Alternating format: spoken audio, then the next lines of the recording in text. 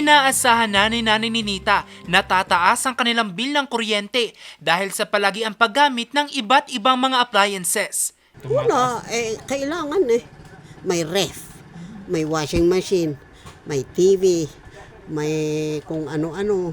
Pero hindi lamang siya makararanas ng pagtaas ng singil ng kuryente dahil sa anunsyo ng Benguet Electric Cooperative, magkakaroon ng dagdag na 91 sentimo o 91 cents sa kada kilowatt hour na konsumo.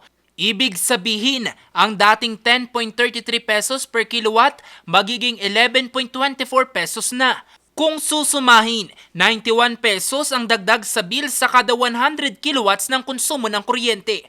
Ang dahilan, ang power outage ng Limay Power Incorporated sa Limay, Bataan na rason naman kaya't kinailangan bumili ng kooperatiba ng kuryente mula sa Wholesale Electricity Spot Market o WESM. Noong July 17, nagkaroon po ng force majeure na event sa kanila.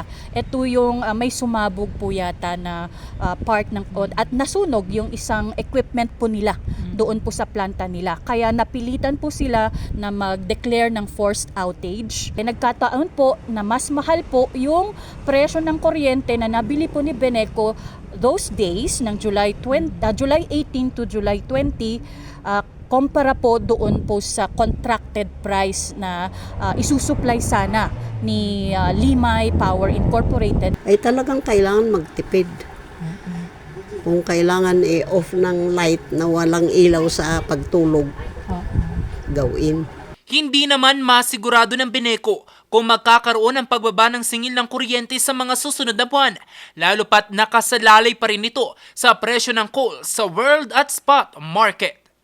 Jose Robert Inventor para sa Luzon Headlines.